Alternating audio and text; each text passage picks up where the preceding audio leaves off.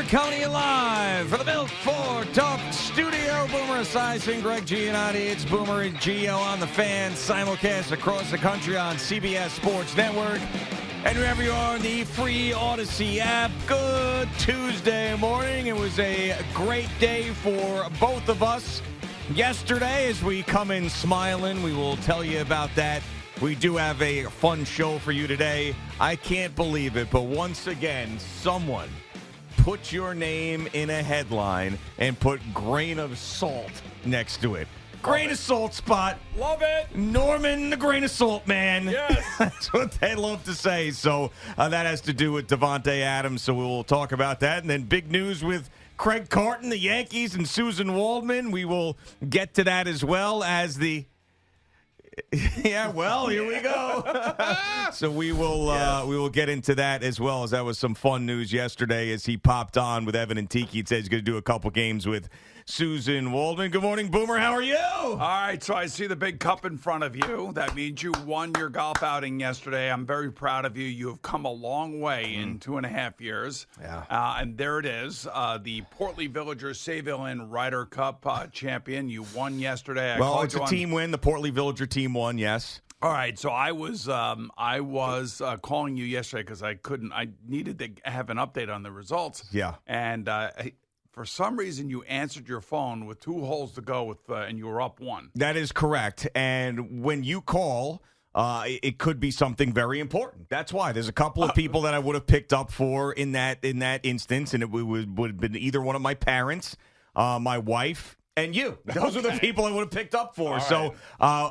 I was sitting in the cart and I was waiting for the other team to hit. And it was a perfect time to just grab the phone call and let you know what was going on. And I felt bad because you weren't done yet. You go, oh, man, we're up 1 with 2 to go. And I'm like, all right, hang the phone up, God. So, Yep. yeah, so I'm man, I Met Golfer Magazine, Yeah. Foreplay, YouTube, a podcast. Yeah. Now you got this trophy. I mean, when is it going to end? Well, is it ever going to end? I hope it doesn't end. And our team, me and Brian Felice, we took 2 out of a possible 3 points. It was a great match against the guys we played, Justin and Evan, and Sal Graziano's captaincy was really in question as he had lost 4 in a row, and there's the picture there on so CBS Sports Network. That isn't golf in a nutshell right there. And then we're celebrating in front of the Sayville Inn sign. They didn't love that, but you see the happy, smiling faces there. It had been too long. It had been too long for a victory. 4 in a row we had lost, so this one, it's coming home. And, yes, his captaincy was in question, but he stepped up, and we won by 9 this year. So this wasn't even it wasn't a contest this year. Sayville Inn is a formidable opponent, as they were the 4-time reigning champs, but this one was ours. Wow. And I felt even better about this year, getting the Winter Center for Autism involved and raising money for them. Flag and Anthem, a great sponsor, and the shirts involved and contributing, taking the 2 points. I had a perma smile on, man. I did. They got me out of bed, by the way. That's what I heard. Now, I asked Gio this morning when I saw him, because I could tell by his eyes and the way they look. I mean, I know you were partying last night. I know you were celebrating, and I know what ends up happening. You get to a place, you're having a good time, you're celebrating, you're winning, and you're going, I could take this to like 10 o'clock. Because I'll be in bed by 10:15, and I'll get up at 3:15, and I'll give me 5 hours of sleep, and I'll be okay. Right. Was that what happened? Yeah, I set myself a 10:30 non-negotiable, and that did work out. But so I had left though at about 9:30, and I took the cup back with me because I was going to bring it in this morning and put it on TV. Something I've been waiting for years. I mean, years. I mean, you've been playing golf. It's years. This is the 3rd time I played. We lost the first 2 times. My plan was to put it here in front of me. Instead, I had to wear a Sayville Inn shirt. So here it is. And I started getting texts, and they wanted it to go back to the Portly so they could drink out of it. So I had to get up out of bed and bring it down there. And I'm glad that I did. I'm glad that I did because it was a lot of fun.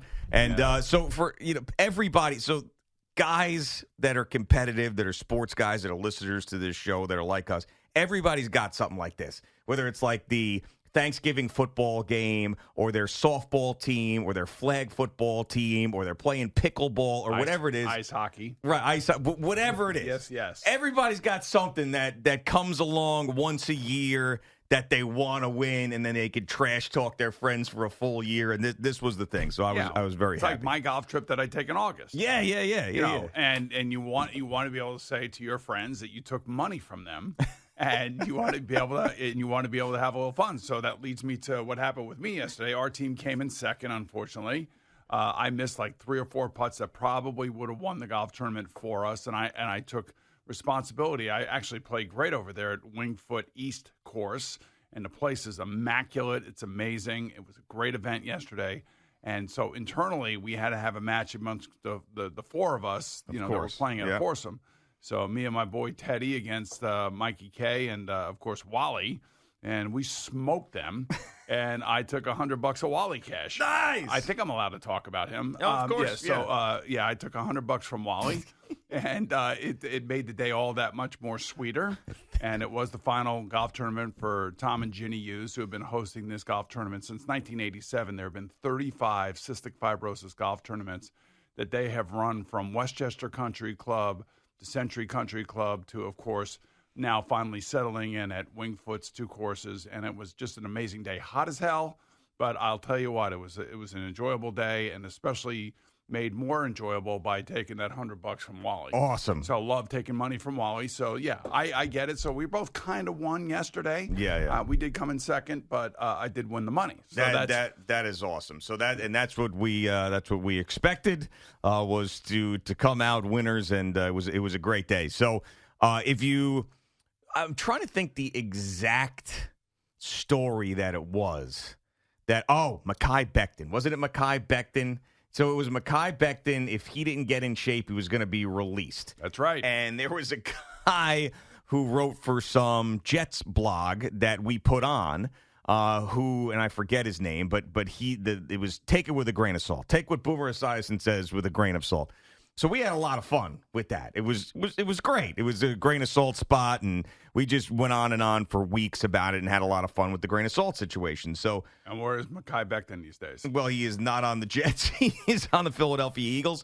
I see this article yesterday in the Sporting News, and here is the headline. Now, I don't know if the guy who writes the article also does the headline, but it's Mike Moraitis. Mike Moraitis. Moraitis. That was more inflammation? Yeah, I don't know. But it says, take ex-NFL QB's comment on Raiders trading Davante Adams with a grain of salt. So that means somebody over there is listening. Oh, yeah, right? Grain of salt spot. Somebody has to be. Oh, the way that we said grain of salt over and over again, someone absolutely probably did that and chose those words specifically. So yesterday, what the grain of salt situation is that you said that you believe it may happen, and it would be closer to August when it would going into or after they report for training camp. So yeah, I believe especially after watching the wide receiver documentary done by Peyton Manning, his Omaha Productions, and it's on Netflix, and I recommend it to everybody because it's great to see the personalities that these guys have. Every single one of them that is in this documentary do a great job, and Davante Adams is one of those guys. And in my eyes, you got an unhappy wide receiver in Las Vegas, and that's like the last thing you want on your team is an unhappy wide receiver. Especially one that's going to the Hall of Fame. Yeah. And especially one that is incredibly gifted as Davante Adams is. And then, obviously we have Aaron Rodgers giving a backhanded off a crazy comment about I can't wait to play with Davante again. Yep. And then you have Breece Hall, Garrett Wilson, and, this is like the Jets have done this before. We've been down this road before. Oh, they did it with Aaron Rodgers before he came here. That was a grain of salt spot, too, by the way, with me. Right. So that happened, and that came to fruition. I do believe that where there's smoke, there is fire, and I do believe that Davante Adams will be a Jet. I really do. I don't see how it doesn't happen. Now, the question is going to be compensation going back to the Raiders and absorbing or either extending Davante Adams. But let's face it, folks, here's the reality for the Jets right now, and they know it because they have all said it, and even Aaron Rodgers has said it. If they don't win this year and something goes awry, guess what's happening? they're all getting canned. That's right. And I hate to say that because I don't like to talk about player or coaches or general managers, especially people that I like and respect in this league and appreciate the difficulties of what they're dealing with at times. I don't like to talk about their job losses. I've had friends who have been fired. Hell, I've been fired. I mean, it's no fun. But they were given an opportunity. They were given years and years of an opportunity. Your head coach has got a losing record, and I mean a significant losing record, and he knows that they have got to put every foot forward to try to get themselves into the playoffs. And listen, they have to win, I believe, the AFC East. So they're going to go all in. Now, I don't know what the ramifications of going all in and then not completing what you want to complete are going to be long term. But if I were them, I would be trying to add as many great football players as I possibly could right now, just so I can keep my job for the next 4 or 5 years. Yeah, absolutely. And, the guy who writes this article in the Sporting News, he puts his opinion at the end, and he goes, there is zero logic behind the idea that the Raiders would trade Adams before the start of the season unless he really, really wants out. Oh, unless he really, really wants out. So that's his caveat. That's his, jumping off point where he could say, he must have really, really wanted out when the Jets do end up trading for him. But he also says, but if that were the case, he'd likely be gone already. Nah. So, hey, listen, what the Raiders would want to do, what I would do if I were the Raiders in this situation, I'd let it kind of leak out that maybe the Jets are interested. Yeah. And see if I can get anybody else interested. The Sure. Dallas Cowboys interested. Let me see if I can get, I doubt that they would send him to the Chiefs, but, they'd probably want to see if an NFC team would be interested in him. Would the Atlanta Falcons be interested in him? Would the New Orleans Saints be interested in him? I'm sure. I mean, Many there's a lot of teams that, would they want to try to reunite him with Derek Carr and the New Orleans Saints? You think Derek Carr is in there telling the Saints, look, if there's some way, somehow we can get Davante Adams here, we got to get him. Of course. So I believe that the Jets want him. I believe that Aaron Rodgers wants him. I believe he wants to come here. But now the question is when are the Raiders going to pull the trigger? And I do believe that you have to kind of bide your time and you have to see if you can get a bidding war going. And then you got to do what's best for your organization. You can't just worry about what's good for the wide receiver here or the athlete here. You got to worry about what's good for your organization and Josh McDaniels. I don't necessarily know that he sounds all that happy. This is why these documentaries are amazing. Because if you sit and you listen and you watch, like Justin Jefferson seems to be really, really happy in Minnesota. Obviously, they gave him the big contract. His mom and dad seem to be happy. And at the moment, well, really happy. he had a prolific quarterback from a statistical standpoint in Kirk Cousins from the second that he entered the league. And so did Davante Adams in Green Bay. Yes, so we're going to see how happy Justin Jefferson is. Now, I know he's a guy who loves being good and loves chasing records and cares about winning as well. And he was given those opportunities with Kirk Cousins. Will he get those same opportunities with someone like Sam Darnold or J.J. McCarthy throwing to him? That remains to be seen. But it sounds like Sam Darnold's going to be the guy, and J.J. He has to. And McCarthy's going to end up sitting. The hope and dreams is as I will put it, redshirt J.J. McCarthy for a year, which would be a great thing. I mean, and that would be a smart thing. And maybe Kevin O'Connell can find some spark in Sam Darnold. He's not a terrible player, but, can he be a leader for 17 games? I think he's going to play well. I'm not going to say that they're going to go to the playoffs, but I think that Sam Darnold will play pretty well, just based on the fact that they've got a lot of weapons around him. Now, unfortunately, Jordan Addison got himself in trouble, but you do have, Aaron Jones, Jordan Addison, T.J. Hawkinson, Justin Jefferson. I mean, I just have to say they are in a tough division. The Lions are going to be good. Mm-hmm. The Packers are going to be good. Yep. I believe that the Bears are going to be very good defensively, and they do have a plethora of people around Caleb Williams, assuming he gets his contract done anytime soon, hopefully sooner than later. I mean, look, he's Caleb Williams. The people that represent him probably see him in a certain light. Isn't like a slotted thing? Yes, now, it is though, a slotted thing, but there is the way to pay somebody, and there's always a negotiation, and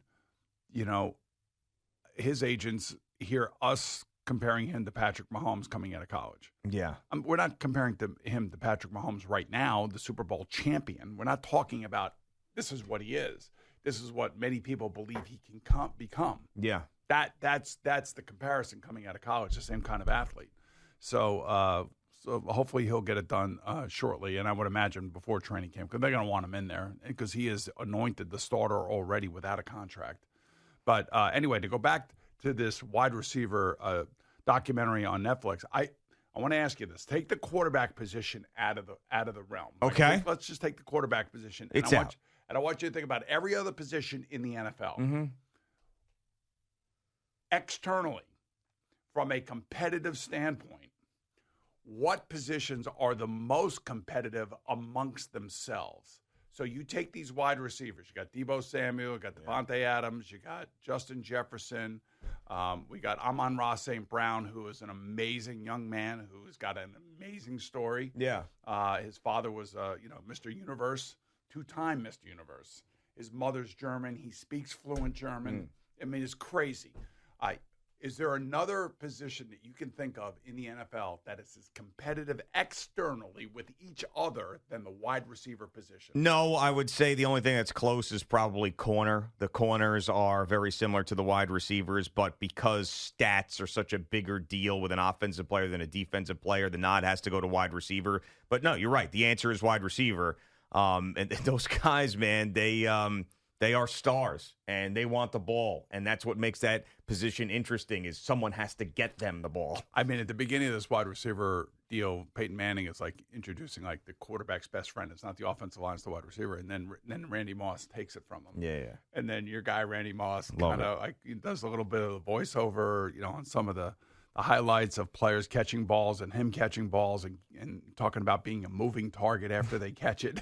It's just the mindset. Like you don't realize it. Like we all as players on the field all have a different set of circumstances that we have to deal with. Yeah. And, wide receivers 30 yards away from the ball most of the time. Right. Except if you're Deebo Samuel, because you're coming behind the line of scrimmage, you're getting handed the ball a lot as a running back as well. But, you're away. And then if you're George Kittle, who's an absolute maniac, and a guy that you would love to have on your team, he's a tight end, and he gets hit from three different directions when he catches the football. But he also blocks, and he also pancakes people. And I think he gets more out of pancaking a guy than he does scoring a touchdown. Yeah. I mean, so everybody has their issues that they have to deal with. But these wide receivers are just so entertaining and so funny, and just watching them go about their business and how competitive they are amongst each other, away from each other. You know what's funny? This reminds me, we were talking about grandchildren and how grandparents enjoy the grandchildren so much because the time they have with them is great, and then they go home with their parents. I almost feel like that's what's going on with you and these wide receivers. Like, you can watch these wide receivers of today. I'm just glad I don't have to deal with them. Them. Yes, exactly. You can enjoy it so much, but they're not on your team. You can shut the TV off. But my era, and I think, I don't know, maybe Dan Marino, he played with Duper and Clayton, so those guys were probably pretty needy on the field. I didn't really play with needy players anywhere. I mean, I played with, Eddie Brown, Chris Collinsworth, Tim McGee, Rob Moore.